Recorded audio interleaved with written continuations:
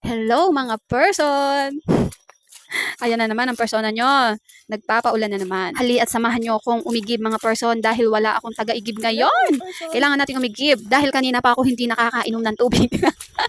Kaya siguro sumasakit ng balakang ko eh. Ayan mga person at nakita ko nga yung father ng aking partner na may tinatanim ay kaya nakipagmarites muna ang persona nyo. Tanim nga siya ng kamote at saka ano nga yung tawag dito? Ano nga? Nalimutan ko na. Sweet corn. Ay, English. Mais. Yun, mais. English pa to. Kala mo na may katarinong tao. Ayan nga mga person at nagtanim nga siya ng kamote at mais. Yun. In fairness naman mga person na talaga namang napakasarap naman talaga ng kamote at napakatamis. Ngayon, ang tinanim nilang kamote is hindi na yung biglang yaman na 3 months pa lang pwede nang harvestin. Ito, hindi ko lang alam pero hindi siya biglang yaman. Ayos din naman mga person pag may tinanim kang kamote kasi meron kang pang merienda. Meron ka din pambenta, ganun. Bala nga namin mga person, pagka hukay namin ng luya, kamote naman yung itatanim namin, ganun. Kasi sayang ang lupa. Pagpasensyahan nyo na mga person na marami akong reklamo dyan kasi nga ulan ng ulan nga dito sa lugar namin. Ako naman, hindi kami tinatantanan talaga ng ulan. Kailan ba sisikat ang araw? Nasa ganun marami kaming maitanim kasi nga hindi nga kami makapagtanim mga person dahil nga sobrang ulan. Ganon. Sa totoo lang mga person, gusto talaga na namin magtanim ng gulay kasi nga pag bibili ka sa palengke ng gulay ay yan, ng mahal, ginto. Ginto talaga. Pero kung may tanim ka, hindi ka na magrereklamo kasi nga mag-harvest ka na lang sa mga tinanim mo. Fresh pa, di ba? Libre pa. Ayan na nga mga person at nasa parang na ako. Finally naman at malapit na ako sa igiban at talaga namang ako yung nababasa na ng ulan pati cellphone ko basang-basa na baka masira pa. Wala pa ako magamit sa pagbibideo gano'n. Ayan nga mga person, kung makikita nyo, binibideo ko yung mga lumalabas na luya. Kaso hindi pa nga aring harvestin kasi nga ang mura pa ng luya talaga mga person. Ay naku, malulugi lang tayo. Huwag tayong papatinag. Kaya pa naman. Tiis-tiis lang.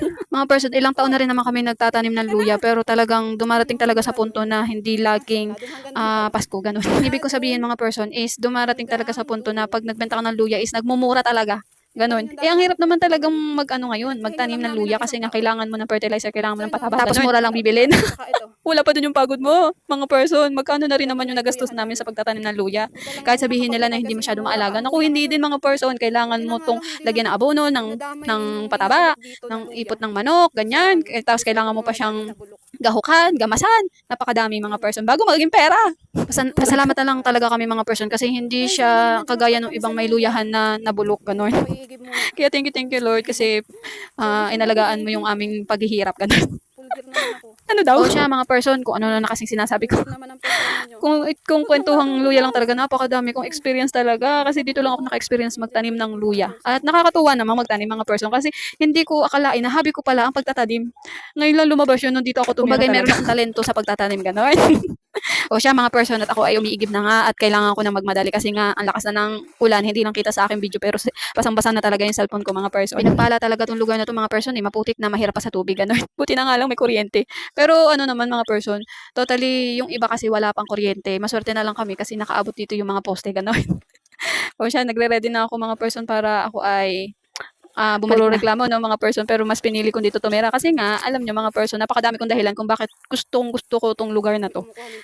Basta ang hirap ipaliwanag mga person, sa susunod ipapaliwanag ko sa inyo kung bakit ko pinili ang manirahan dito sa Linang kumpara na nasa bayan ako kasi nga syempre hindi naman ako laking Linang taga bayan talaga ako, so mas pinili kong tumira dito kasi sa next video na lang.